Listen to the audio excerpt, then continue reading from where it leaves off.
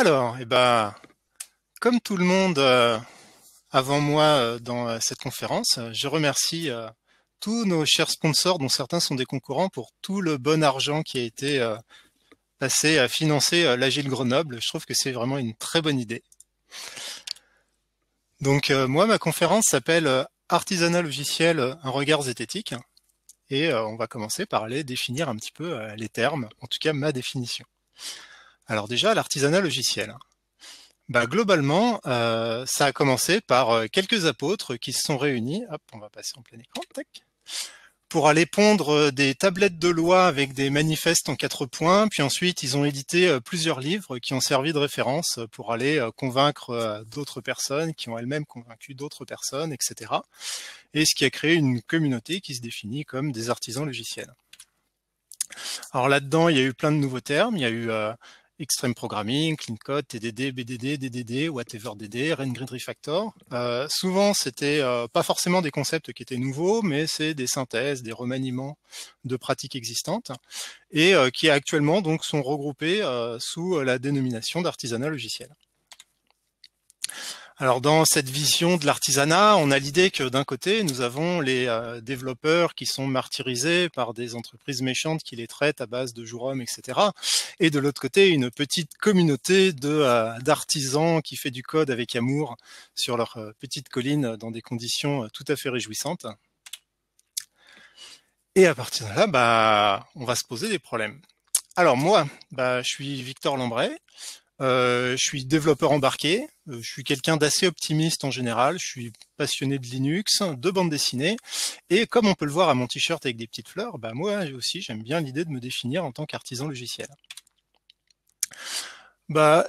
Là-dedans, il y a plusieurs ouvrages en fait qui m'ont bien aidé à développer mes pratiques, comme Clean Code, le bouquin de TDD de Ken Beck, le bouquin de refactoring de Martin Fowler. Et clairement, je me trouve vraiment beaucoup plus efficace grâce à toutes ces pratiques. Donc l'artisanat logiciel, moi, c'est vraiment ce qui me rend performant. Mais en même temps, si je me compare par rapport à mon mois d'avant, en fait, c'est peut-être juste que je suis plus expérimenté et donc en fait, j'ai vraiment aucune idée de si j'avais pas lu ces bouquins, qu'est-ce que je serais devenu actuellement et est-ce que j'aurais été plus efficace ou pas. Et une autre de mes caractéristiques, c'est que je suis quelqu'un de bien, mais je suis prestataire de service aussi. Et dans ce cadre-là, en fait, je vais intervenir pour des clients qui ont voilà, on va avoir des interactions avec des cultures différentes. Donc clairement, de base, on se rencontre. Ensuite, on commence à échanger et clairement, je m'aperçois que là, les gens en face, ils ont des pratiques qui me choquent, assez bizarres. Enfin, c'est pas les mêmes. Alors que moi, clairement, j'ai aucun souci. Je suis quelqu'un de normal. La question se pose même pas. Et dans le cadre de ces prestations, il arrive aussi que j'ai un rôle de prescripteur, aller pousser des solutions techniques, etc. Donc moi, ce que j'aimerais bien, c'est aller pousser globalement des solutions absolument adaptées, qui marchent bien, et que le client se rende pas compte qu'il y a une petite différence entre ce qu'il avait compris que je lui ai promis et puis la réalité qui est que ça marche pas tant que ça, et que du coup, il considère que je lui ai raconté des sornettes. Globalement, moi, ce que je veux, c'est proposer la bonne solution pour le bon contexte. Et donc, pour ça, j'ai découvert la zététique à un moment. Alors, la zététique, j'ai pas envie d'en donner une définition, j'ai envie d'en donner plusieurs, parce que ça dépend des communautés zététiciennes et comment elles se définissent. Donc, il y a l'art du doute, l'hygiène préventive du jugement, l'art de faire la différence entre ce qui relève de la science et ce qui relève de la croyance, et le scepticisme scientifique. Moi, j'aime bien deux aspects là-dedans, c'est la notion de doute et la notion de science, parce que au moins, c'est des choses auxquelles je peux me rattacher. En fait, la manière dont j'ai envie d'utiliser la zététique, c'est pour évaluer s'il y a des croyances ici ABC, quelles sont les croyances pour lesquelles j'ai des raisons fortes de les croire, quelles sont lesquelles pour lesquelles, comme la partie B, peut-être que j'ai un raisonnement qui est pas hyper complet, peut-être un peu fallacieux, et puis si ça se trouve, j'ai des idées qui sont complètement qui se basent sur rien. Alors j'ai peut-être raison ou pas, mais en tout cas j'ai pas le raisonnement qui permet d'arriver à ces conclusions. Et alors dans la zététique, il serait assez facile de l'utiliser en mode capitaine zététique, le super-héros pénible qui qui globalement va aller regarder ce qui se passe dans la tête des autres et pour aller juger s'ils ont raison ou tort. Moi, ça m'intéresse pas tellement. Ce qui m'intéresse en fait comme utilisation, c'est d'abord d'aller regarder ce qui se passe dans ma tête à moi. Parce que déjà j'ai le contrôle dessus, pour aller évaluer du coup dans mes croyances, il y a peut-être des choses que je considère comme acquis, je voudrais voir et remettre en question, est-ce que j'ai des raisons de les penser ou pas, et puis peut-être que du coup il y a des trucs que je crois dur comme fer et j'ai aucune raison de les penser, et puis peut-être que comme la raison D, il y a peut-être des trucs sur lesquels j'aurais toutes les raisons de croire quelque chose et j'ai pas encore réussi à aller au bout du raisonnement. Et du coup, pour ça, je vais l'utiliser sous la forme de la méthode scientifique. Alors, ce qui est intéressant avec la méthode scientifique, c'est qu'elle est basée sur des faits. Elle est basée sur la notion de réfutabilité, c'est-à-dire que les éléments de base qui vont ensuite induire le reste de mon jugement sont des choses réfutables. Si j'ai des postulats de base qui sont non réfutables, là, c'est qu'on est sur des notions de croyance de type l'existence de Dieu. On peut très bien faire des postulats non réfutables et ensuite démontrer quelque chose à partir de ça. Moi, l'important, c'est qu'ils soient réfutables. Réfutable, ça veut vouloir dire en particulier qu'on peut les reproduire, vérifier que ça donne les mêmes résultats ou non. Et dans la méthode scientifique, ce qui est aussi intéressant, c'est que il y a du coup la notion de revue par les pairs, ce qui veut dire que quand je lis une opinion qui est publiée dans le monde de la recherche, elle a l'intérêt d'avoir été revue par des personnes qui sont compétentes sur le sujet, qui complètent la personne qui l'a écrit, et il y a un responsable d'édition qui a pris la responsabilité de l'éditer, et potentiellement de le réfuter et de retirer l'étude si ça contient des bêtises. Et donc ça, c'est quand même... Ouais, hop, autant pour moi. On a eu un petit... c'est le problème de mettre des liens là-dedans. Hein. Tac, hop.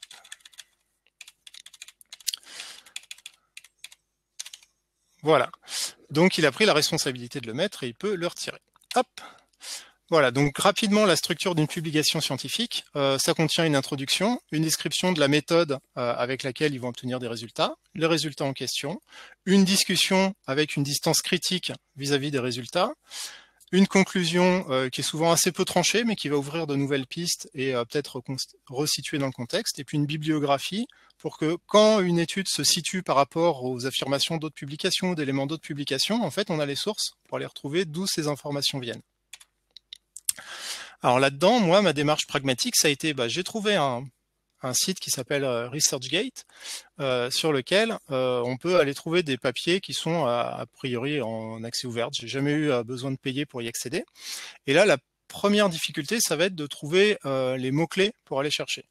Parce que moi, je me définis comme artisan logiciel, donc mon vocabulaire vient de ce monde-là. Or, il y a pas mal de sujets qui sont en fait antérieurs à la définition même d'artisanat logiciel. Donc d'abord, il faut que je trouve quel est le vocabulaire utilisé par la communauté scientifique. Donc d'abord, on commence par tâtonner un petit peu avec certaines recherches, et puis après, on s'aperçoit que, une fois qu'on a trouvé les éléments, on commence à aller dérouler des articles qui semblent intéressants. Alors comment on fait le tri dans les articles? Parce qu'il y en a beaucoup. Déjà, on commence par aller lire les abstracts. Donc les abstracts, un paragraphe qui résume l'objectif, la démarche et globalement les résultats de l'article. Donc ça permet immédiatement de voir est-ce que celui-là va m'intéresser ou pas. Ensuite, là, on voit que j'ai tiré 2 premières études à partir de là. Je vais aller regarder plus en détail ces papiers-là, qu'est-ce qu'ils disent, est-ce qu'ils sont intéressants ou pas.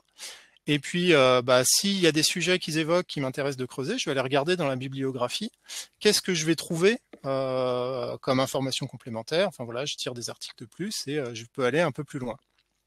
Donc ça, c'est la démarche que j'ai utilisée. C'est globalement une démarche d'état de l'art, mais que j'ai pas cherché à rendre complète, parce que c'est assez compliqué d'être exhaustif sur un sujet. Mais c'était l'idée. Et du coup, je vais essayer d'appliquer cette démarche-là sur 2 sujets. Un exemple très trivial qui vient de Clean Code, il va être facile de prouver clairement que il est vrai et que voilà, ce que j'ai dans la tête est bon. Et puis ensuite, on va s'attaquer à un sujet un peu plus compliqué, qui est le Test Driven Development. Et du coup, le sujet de Clean Code qui est simple, c'est la taille des fonctions. Donc là, si on prend le bouquin Clean Code, il y a une règle qui dit que la première règle pour les fonctions, c'est qu'elles doivent être petites. La deuxième règle, c'est qu'elles doivent être plus petites que ça, donc de taille 0, dans l'idéal. Et ensuite, il cite un programme qu'ils ont écrit avec Martin Fowler, où il dit chaque fonction, du coup, faisait 2, 3, 4 lignes de long, chacune était absolument transparente, chacune raconte une histoire, elle vous amène à l'autre. C'est comme ça que, les fonctions devraient être aussi courtes que ça. Et par contre, un minimum de prudence quand même, c'est une affirmation que je ne peux pas justifier, je ne peux fournir aucune référence de recherche pour prouver que les très petites fonctions sont meilleures. Mais ne t'inquiète pas, Robert C. Martin. C'est tellement évident que c'est une bonne pratique qu'on va trouver très facilement des papiers de recherche qui montrent ça. Et donc, c'est là-dedans que je me suis lancé. Alors, du coup, voilà le premier papier qu'on va aller regarder. C'est un papier de 1984 qui, du coup, va aller investiguer, entre autres, la taille des fonctions. Alors, c'est un laboratoire de recherche qui avait une base de code de 90 000 lignes de code Fortran répartie en 370 modules. Alors, la définition de module dans ce papier, ça correspond à un programme principal, une sous-routine ou une sous-fonction. Donc, c'est pas le même vocabulaire, mais ça semble couvrir quand même pas mal la notion de fonction qu'on utilise actuellement. Et en fait, ce programme, il servait pour la gestion de... c'était un programme générique de planification de missions de satellites. Donc, il y avait la gestion des lancements, suivi de la mission, etc. Et une fois que le programme a été réalisé, en fait, pendant 3 ans, il était en maintenance et chaque évolution sur ce programme-là demandait de remplir un formulaire qui justifiait la raison pour laquelle on faisait la modification, qui indiquait si c'était une erreur ou pas, de quelle nature et quel module était impacté. Et donc, les chercheurs se sont amusés à aller regarder les 3 années de compilation des formulaires pour aller regarder, en tirer des informations sur qu'est-ce qui pouvait causer des erreurs ou pas.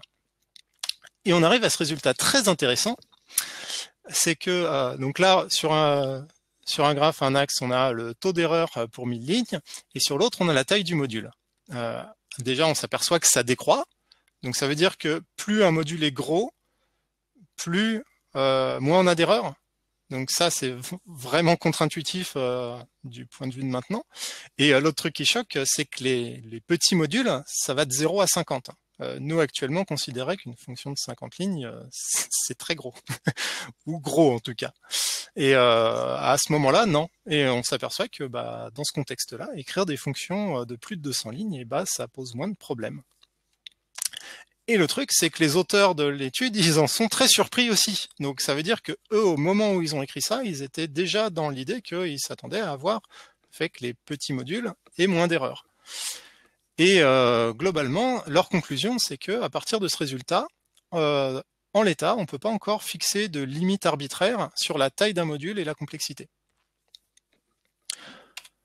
Mais bon, c'est pas les résultats auxquels je m'attendais, mais clairement, c'est une vieille étude, 84, Fortran, etc.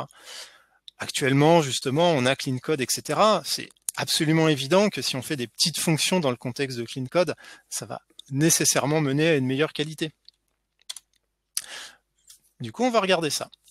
Alors là, pour ces papiers-là, en fait, j'ai 2 papiers. Il y a une publication scientifique qui a été revue par les pairs que je montrerai ensuite, qui donne des résultats. Et il y a un mémoire de master qui donne les mêmes résultats que je détaille dans un premier temps, tout simplement parce qu'il détaille plus, en une centaine de pages, les détails de ce qu'ils ont fait comme expérimentation ou pas. Mais les résultats sont similaires. Et donc en fait, ça ressemble beaucoup à l'étude précédente. Ils ont commencé par prendre une base de code Java, alors qui a été faite pour l'exemple, dans une version, on va dire, un peu sale, le genre de code legacy qu'on pourrait retrouver sur un projet. Et ça, ils l'ont donné à une équipe qu'on va appeler le groupe contrôle, qui s'appelle Padbol.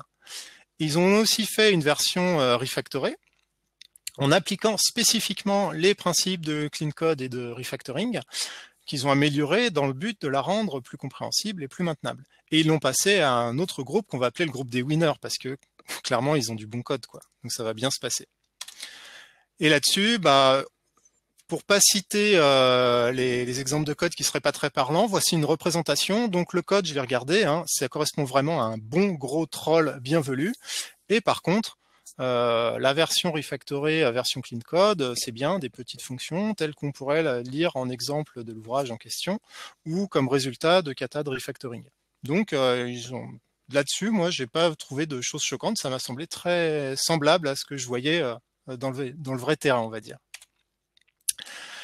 Et à chaque groupe, ils ont demandé de réaliser plusieurs tâches. Donc il y avait une première tâche qui était l'ajout d'une nouvelle fonctionnalité, la deuxième tâche qui était la modification d'une fonctionnalité existante, et enfin ils ont demandé de trouver un bug dans la base de code. Alors voilà les résultats pour du coup l'ajout de fonctionnalité. Donc le groupe de gauche c'est le groupe pas de bol, le groupe de droite c'est le groupe qui a de la chance. Et là ce qu'on s'aperçoit c'est que pour ajouter une nouvelle fonctionnalité, et bah, en moyenne, le groupe pas de bol a mis 10 minutes de moins que le groupe qui avait la version refactorée pour être plus compréhensible. Donc là, c'est encore un peu bizarre, c'est pas du tout ce à quoi on s'attendait. Et en plus, c'est assez homogène, c'est-à-dire que les résultats, on a vraiment l'impression qu'on a enlevé 10 minutes à chacun des groupes. Donc, ok, c'est étonnant. Maintenant, on passe à la version modification d'une fonctionnalité. Et là, par contre, on a un résultat qui est complètement inversé. C'est-à-dire que les deux ont été beaucoup plus rapides à modifier qu'à inverser. Et dans la version refactorée, ils ont mis 7 minutes, là où les autres en ont mis 21. Donc déjà, il y a une différence de résultat entre les deux. Et après, on arrive au groupe, à la tâche où ils devaient trouver un bug. Et là, on s'aperçoit que, là encore, le groupe qui a la version refactorée est défavorisé, c'est-à-dire qu'en moyenne, quand eux, ils ont fini la tâche de trouver le bug, les groupes contrôle, ils sont en pause café depuis un quart d'heure quand même. Donc c'est quand même pas mal.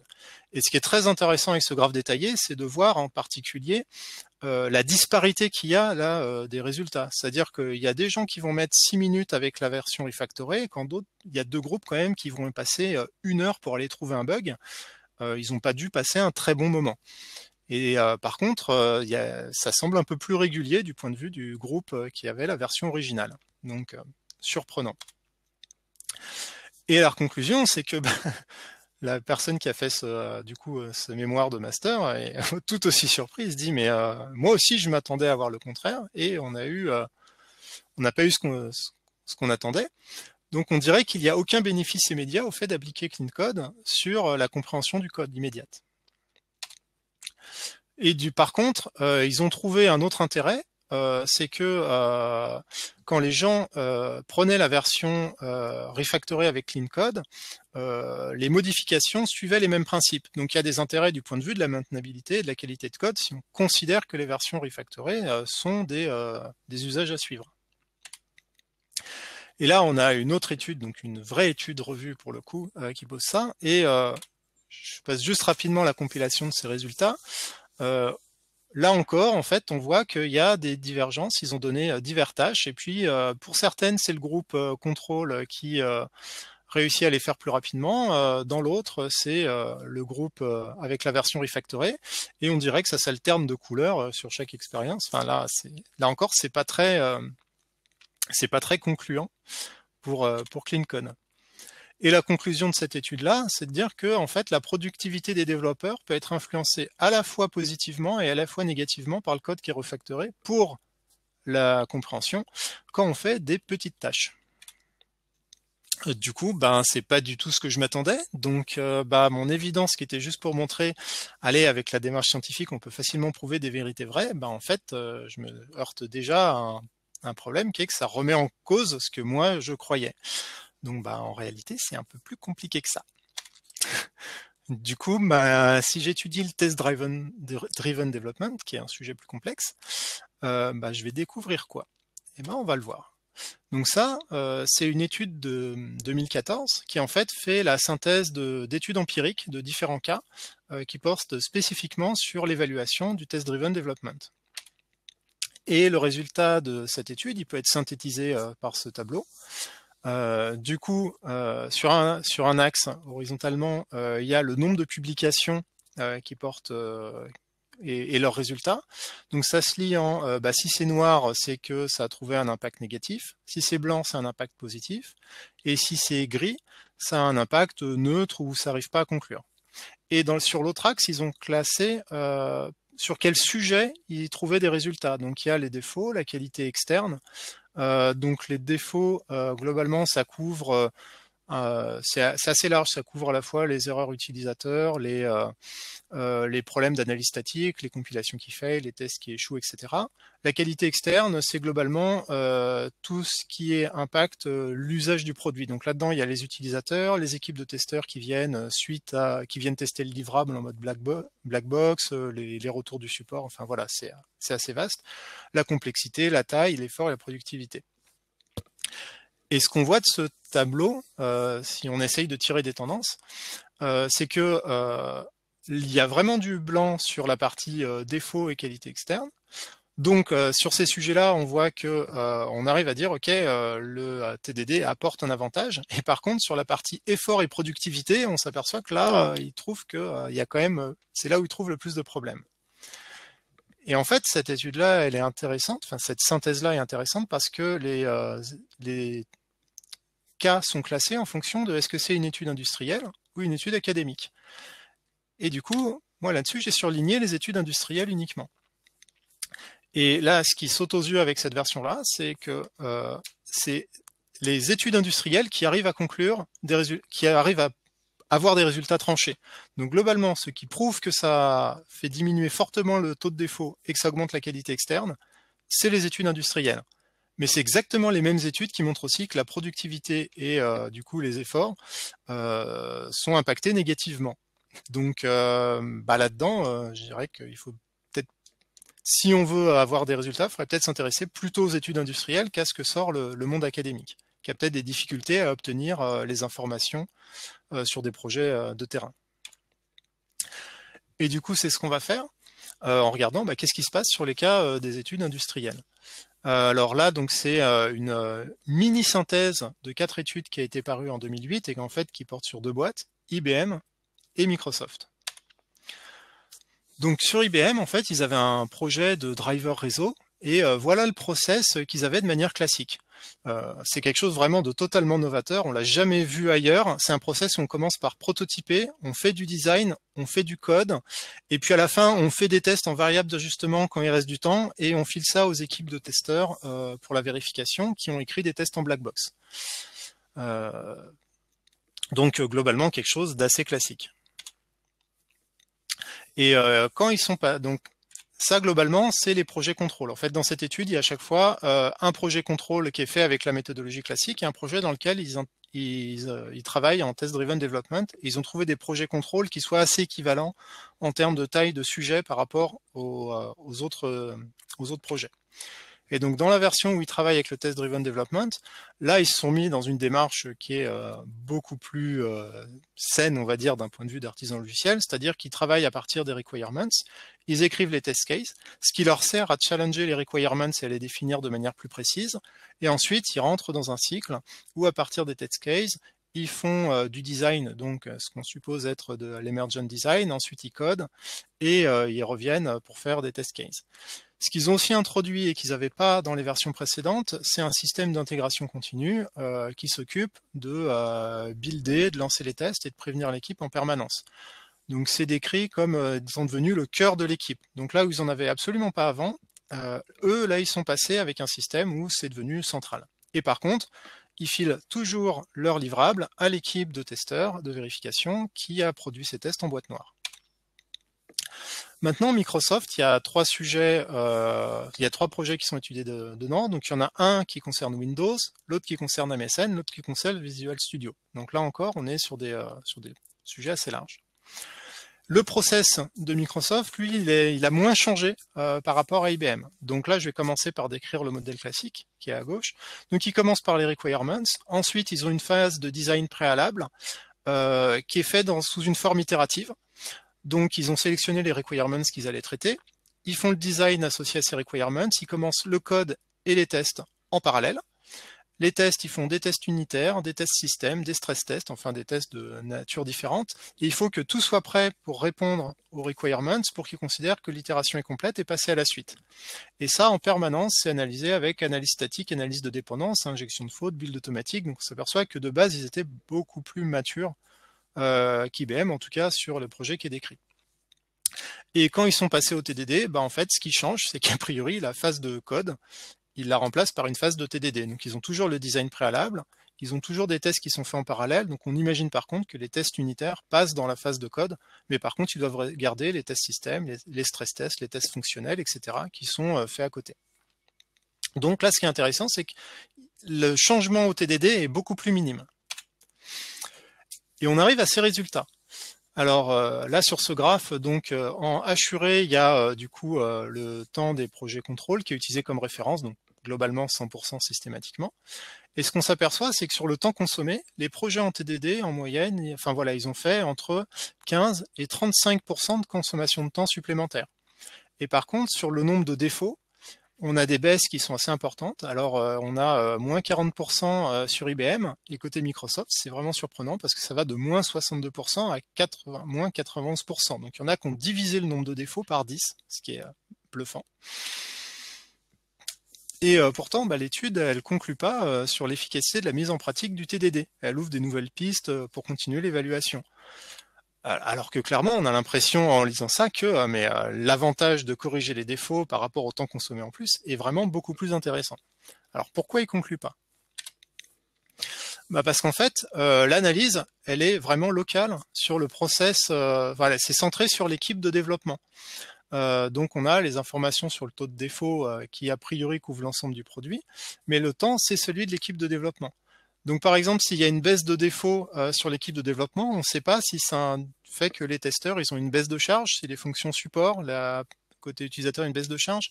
Et puis dans les défauts, en fait, comme c'est une notion qui couvre à la fois ce qui impacte le produit et pas le produit, en fait, dans les versions contrôle, ils ont détecté les défauts. Donc, a priori, ils les ont corrigés. Donc, ce qui serait intéressant, c'est quelle est la qualité du produit qui est délivré à la fin aux utilisateurs. Et ça, c'est des éléments qui ne sont pas décrits dans ces cas-là. Et puis après, il faudrait essayer de juste. C'est-à-dire que s'il y a une consommation de temps supplémentaire, si, comme on le voit sur la partie IBM, les tests sont utilisés comme la variable d'ajustement, si on avait donné du temps supplémentaire à la partie contrôle et qu'ils avaient plus testé, est-ce que la différence aurait été aussi flagrante que ça? Donc globalement, on a plein de questions. Et ce qui est bien quand on a des questions comme ça, c'est de trouver une étude qui dit pourquoi est-ce qu'on n'arrive pas à conclure sur l'efficacité du test-driven development. Et alors ça, c'est génial parce que c'est une étude qui a été publiée en octobre 2020, donc c'est vraiment tout frais. Et ça adresse spécifiquement ce sujet-là. Et le premier problème qu'ils trouvent là-dedans, c'est la définition du TDD. Bastien en parlait ce matin sur l'importance du refactoring dans la démarche. En fait, c'est carrément utilisé comme un critère d'évaluation sur le fait que les gens fassent du TDD ou pas par certaines études. Ils regardent le taux de refactoring. Parce que pour certains, le TDD, ça va juste être on fait du test avant le code. Et en fait, il n'y a pas du tout de notion de refactoring dedans. Il y en a d'autres qui vont avoir une vision très Kenbeck, red, green, refactor, et on applique bien à la lettre. Puis il y en a d'autres qui se disent, ouais, mais moi, le design émergent, c'est pas mon truc, et ils passent quand même par une phase de design préalable avant d'aller appliquer une démarche de TDD derrière, en tout cas une démarche avec le cercle qui va bien. Et souvent, il y a un espèce de mix de ça. Donc actuellement, tout ça c'est désigné sous la forme TDD, mais en fait ça couvre des pratiques assez différentes et c'est difficile de les comparer entre des études si on n'a pas défini dans un premier temps quelles étaient réellement les pratiques de TDD qui étaient derrière. Ensuite, sur les résultats, globalement, ils disent que c'est assez gentil de martyriser des gamins, mais que si on compare le TDD par rapport à des méthodes waterfall d'il y a 30 ans, c'est-à-dire du bon cycle en V à appliquer sans aucune réflexion, en fait, c'est pas très juste, parce que il y a eu des évolutions qui se sont faites. Les cycles en V, globalement, purs avec tous les défauts, souvent les gens sont assez pragmatiques, donc ils ont évolué pour intégrer des notions plus itératives, etc. Donc ce qu'ils disent, c'est qu'il faudrait comparer le TDD par rapport à d'autres méthodes et dire par rapport à quoi on le compare. Donc en particulier, le comparer par rapport à Iterative Test Last, c'est quasiment comme du TDD, simplement on commence par écrire le code, et une fois qu'on a écrit le code, on écrit le test immédiatement. Et apparemment, quand on fait ça, l'écart avec le TDD est assez énorme. Donc s'il y a des gens que ça embête d'écrire le test en premier, peut-être qu'en fait, il serait plus efficace avec du Iterative Test Last. Et puis il y a le Your Way qui dit, écrivez des tests tant que c'est proche du code, faites-le avant, après, c'est pas très important. Donc voilà, en fonction de à quoi on le compare aussi, on pourrait avoir des résultats intéressants. Il faut le comparer par rapport à des choses pertinentes qui correspondent aux pratiques de l'industrie. Et puis après, un autre élément qui cite, c'est combien il y a de gens qui pratiquent réellement le TDD. Et là, il y a une étude qui montre que en analysant 250 000 projets GitHub qu'ils ont sélectionnés suivant certains critères, il y en a que 0,8% qui contiennent des tests. Déjà, ça veut dire que maximum, il y en a 0,8% qui font du TDD là-dedans. Et que il y a peut-être pas tout. Donc déjà, on voit que c'est une pratique assez minoritaire et qu'en fait, la majorité utilise déjà pas de tests sur des projets publics. Et après, il y a la notion de TDD strict. Ça, c'est une autre étude qui a regardé en fait des développeurs en train de faire des sessions. Donc, ils regardaient sur l'écran les développeurs en train de travailler pendant 2 ans et demi et ils regardaient quels étaient les patterns qu'ils appliquaient. Et ils s'apercevaient qu'en fait, sur leur session, il n'y avait que 2,2% de TDD strict. Et ça, c'était pas par personne, c'est qu'il y a des gens, ils font du TDD à un moment, et puis à un moment, ils font un raccourci, ils font autre chose, ils zappent les étapes de refactoring, ils font d'abord du code avant les tests. Voilà, donc même parmi les gens qui se définissent comme étant des praticiens de TDD, en fait, ça ne veut pas dire qu'il y a des pratiques de TDD en permanence. Et donc, leur conclusion à cette étude-là, c'est que bien que le TDD, ça devrait être hyper intéressant parce que ça adresse en fait les notions de modification et de testabilité du code, bien qu'on soit dans un contexte où globalement la moitié du temps des développeurs est passé à gérer la dette technique, débugger ou faire du refactoring avec un coût estimé par une étude à 85 milliards, et les études empiriques sur l'efficacité du TDD sont contradictoires, et donc en fait ça gêne l'adoption de cette pratique. Donc une fois que moi j'ai ces résultats, qu'est-ce que je vais en tirer comme conséquence pour moi ? Déjà la difficulté de conclure. Moi je suis un peu heurté parce que les résultats de mes recherches, en fait, j'avais une vision des choses et c'est pas, je dois changer ma vision des choses. Parce que j'avais des idées préconçues qui en fait sont pas valables. En tout cas, j'ai rien qui me montre que j'ai raison de croire ce que je crois de manière générale. Et les résultats sont peu tranchés. Donc à partir de là, moi, ce que je vais surtout chercher, c'est à me poser des meilleures questions. C'est-à-dire que la question, est-ce que les petites fonctions sont plus efficaces ? En fait, c'est peut-être pas la bonne question. La bonne question, ça va peut-être être dans quel contexte, avec quelle techno, pour quel type d'activité, puisqu'en fonction des tâches, ça fait des choses. Et malgré ça, j'ai quand même des résultats que je peux utiliser dans mes réflexions. Déjà, partons du postulat que le TDD implique une augmentation de temps et une diminution du nombre de bugs. Ça, si c'est une vérité générale, pour l'instant je vais avoir tendance à penser ça parce que c'est ce qui ressort de plus tranché des études, ça ne veut pas dire que je dois l'adopter. Là en bas on a 2 personnes, il y a quelqu'un qui a un fort intérêt pour le fait de faire baisser le nombre de défauts sur son code et qui porte pas énormément attention au temps consommé. Pour lui, ce postulat sera que le TDD est une bonne pratique à adopter. À l'inverse, on a quelqu'un qui est très attentif au temps consommé et qui ne porte pas un énorme intérêt au fait de faire des choses au défaut du code. Une startup qui a besoin par exemple de faire une vidéo pour un projet Kickstarter et qui globalement, tant que la vidéo marche pas, a pas de pognon, elle sera peut-être dans ce cas-là, eux, le fait d'augmenter le temps, c'est un problème. Donc ce fait-là, le fait que le TDD consomme plus de temps et baisse les défauts, pour eux, ce sera un souci. Et après, il y a aussi une notion complètement subjective, c'est qu'il y a des gens que ça éclate de faire du TDD et d'autres que, franchement, ça, c'est pas leur truc, c'est pas leur tasse de thé. Donc là, on le voit, il y en a un qui est content, un qui est pas content. Ça, ce truc subjectif, c'est pas les études qui vont le dire et c'est quelque chose qu'on doit prendre en compte quand même. Et ensuite, autant le temps, c'est quelque chose qui est mesuré à peu près par toutes les entreprises de toutes les tailles, de la petite start-up aux grosses boîtes, autant la connaissance de c'est quoi mes défauts et combien ça me coûte, c'est vraiment extrêmement variable. Par exemple, à gauche, on a un petit personnage qui regarde le ciel, qui en fait a aucune connaissance des défauts de son environnement. Ça, c'est typiquement la startup qui a du coup jamais, qui a pas forcément d'expérience de la mise en production de son produit, qui a une culture qui est sur le fait d'aller livrer la première version, etc. Ils vont regarder le temps consommé, ils vont voir les deadlines.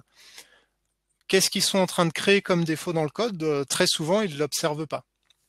Et puis à côté de ça, il y a des du coup des boîtes qui vont être un peu plus installées, qui ont sorti plusieurs produits dans des gammes différentes, sur la durée, etc., qui eux vont avoir l'expérience de la production et qui auront commencé à s'y confronter et à regarder quels sont leurs défauts, quels sont les retours des problèmes utilisateurs, etc. Mais là encore, si on prend les études, la connaissance des défauts de boîtes comme IBM ou Microsoft, dont c'est le métier, c'est absolument critique. Enfin voilà, ils font du logiciel, du matériel, ils sont là depuis longtemps, ils ont beaucoup de produits, et s'ils ont des défauts, ça peut leur coûter vraiment très cher. Eux, ils vont avoir tendance à avoir des bonnes informations pour regarder ça.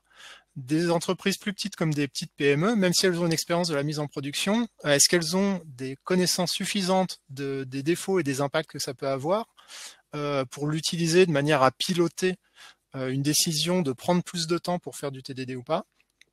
Eh ben, c'est difficile à dire en fait. Et là-dedans, ce que j'en retire aussi, c'est que le fait d'essayer de pousser le TDD en tant que pratique, c'est pas forcément la chose qui va être la plus intéressante. C'est-à-dire que s'il y a un choc de culture avec une entreprise, faut pas que je leur vende quelque chose qui va radicalement changer les pratiques, parce qu'on s'aperçoit que d'après les études de Clean Code Refactoring, dès qu'on change, quand on change des trucs, il n'y a pas forcément de bénéfices à court terme. Ce qu'il faut identifier comme étant le plus bénéfique dans un premier temps, ça va être des petits changements, et c'est pas forcément ce qui est le plus emblématique. Par exemple, d'après mes recherches, la caractéristique principale entre guillemets du TDD, qui est d'écrire le test avant le code, ça apporte beaucoup moins d'avantages que le fait de faire des itérations courtes, ce qui est aussi dans le TDD mais qui est beaucoup moins visible. Donc si je vois un client qui a des pratiques qui peuvent améliorer de mon point de vue, je vais peut-être essayer d'abord de les faire pousser des itérations courtes, faire des plus petites fonctionnalités, etc. Et parce qu'on y arrivera plus facilement à mesurer si ça a un impact positif ou pas, et ce sera aussi plus facile à mettre en place. Et en fait, les pratiques qu'on associe au TDD, peut-être qu'il faut juste les amener derrière, et ça prendra du temps, et c'est très bien comme ça en fait. Mais bon, même si on ne peut pas conclure, d'un point de vue général dans la recherche, c'est là où j'avais dépensé sur l'artisanat logiciel, je les ai complétés avec la recherche scientifique et une vision plus zététicienne, etc. Et ça me laisse des zones d'ombre. Mais après, moi, je suis pas censé tirer des vérités générales. Je suis pas là pour dire ce qui est vrai ou pas. Moi, ce qui m'intéresse, c'est à mon niveau, qu'est-ce que je vais faire à partir de ça. Donc moi, j'ai le droit d'être subjectif pour aller compléter les zones de flou du monde de la recherche. Donc ça, je vais le faire globalement en observant mon contexte. En particulier, et c'est ce que j'ai fait aujourd'hui, c'est difficile de qualifier les pratiques de TDD dans les papiers. Ils ont du mal. Moi, par contre, à titre individuel, je sais facilement identifier les personnes qui ont une façon de voir les choses où ils ont les mêmes intérêts que moi, qu'on est assez alignés là-dessus, et donc s'ils ont des problèmes et qu'ils poussent des solutions, qu'a priori, on a le même vocabulaire, on se comprend, et que je pourrais discuter pour trouver des résultats à appliquer, moi, dans mes contextes. Et ça m'oblige pas à être complètement béat vis-à-vis de ce qu'ils disent. Je peux, quand j'ai des informations qui le permettent, filtrer en fait ce qui me vient des conférences techniques, etc., par les résultats de recherche, souvent pour aller tempérer un petit peu ou modérer en tout cas. Et du coup, le mot de la fin, c'est globalement, moi, même si j'ai trouvé, mes convictions ont été un petit peu remises en question, en fait, ça me pose aucun problème. Tout ce que ça fait, c'est que je vais juste être plus prudent quand je vais affirmer des choses, peut-être un petit peu moins dogmatique. Je suis plus curieux parce que ça m'a donné envie de creuser énormément de sujets. En particulier, l'étude d'octobre, j'ai pas fini de creuser les papiers qu'il y a derrière, qui sont dans la bibliographie. Et puis en fait, je suis toujours aussi motivé en fait pour mettre en place des pratiques comme Clean Code, le refactoring, le test driven development. Je suis toujours partant à fond. Et donc le mot de la fin après le mot de la fin, merci de m'avoir écouté. Énorme merci à toute l'orga d'Agile Grenoble pour avoir fait cet événement en ligne, parce que vraiment je trouve qu'on retrouve l'ambiance physique du World Trade Center mais avec des outils à distance, alors que globalement les outils à distance n'étaient pas tellement l'éclate depuis le premier confinement, donc c'est trop cool. Vous avez l'URL pour aller mettre du rôti, et puis là on va passer aux questions. J'ai essayé de speeder pour avoir du temps. Et de toute façon après Très je vais bien. traîner sur les tables. Donc 5 minutes tous ensemble, filmés, et après vous pourrez discuter avec eux. Donc il y a une première question. Alors, peux-tu redonner le nom du site sur lequel tu as pu trouver tous les résultats de recherche? Tu l'envoies sur le chat. Ouais, ResearchGate. Et puis je vais aussi faire quelque chose du coup. Hop. C'est que je vais envoyer les liens vers les slides du coup dans le chat, puisqu'il y a les liens cliquables vers les articles. Par contre, comme une andouille, je n'ai pas mis le lien vers ResearchGate, mais on le trouve facilement avec Google. Pour l'instant, il n'y a pas d'autres questions. Après, s'il y a quelqu'un qui veut poser la question directement, c'est avec plaisir. Il suffit de laver la main et puis je vous monte sur scène.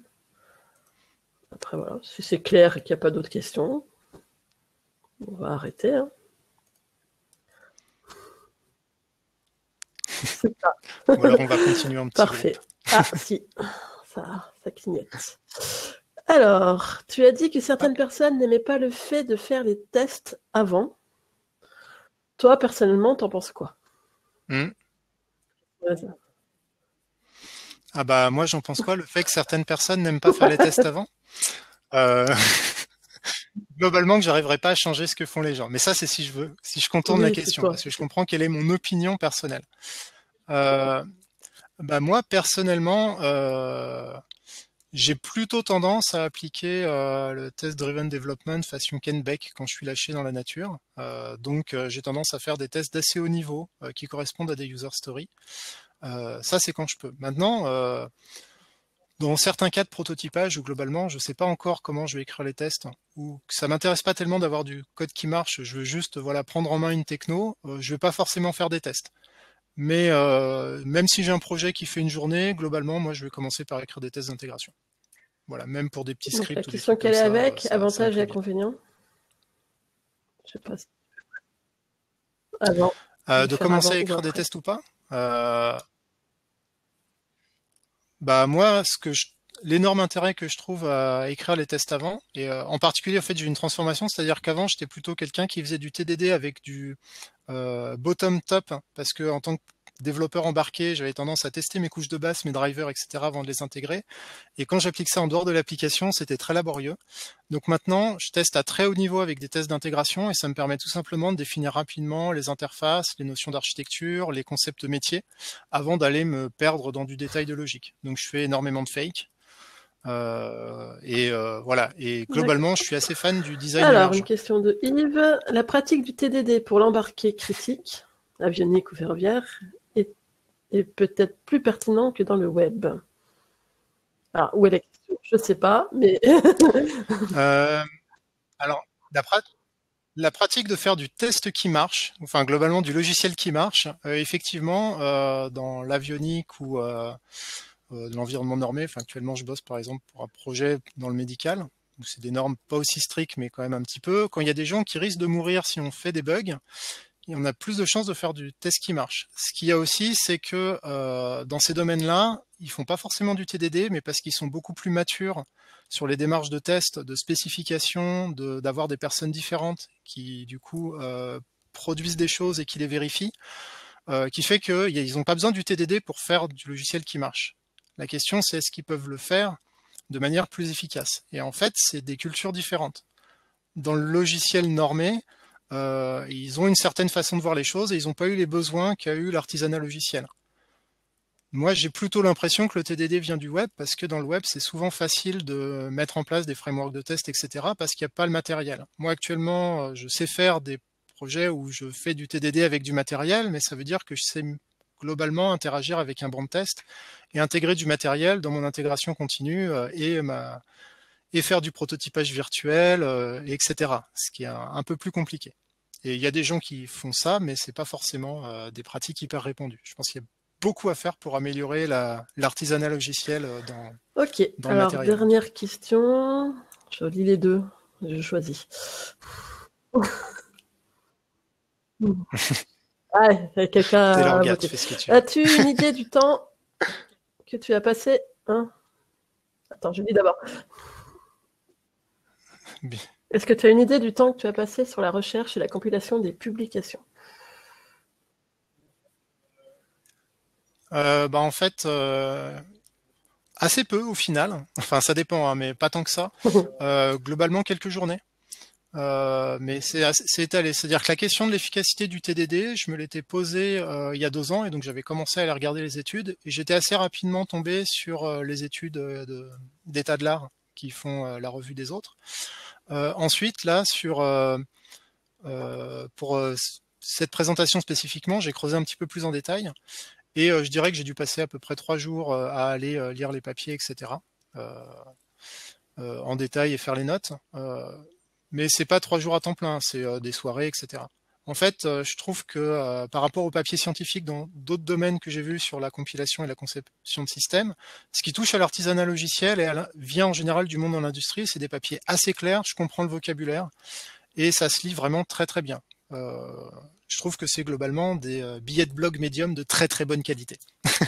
Mais en plus sourcés et vérifiables. Donc voilà, je vous invite à tenter.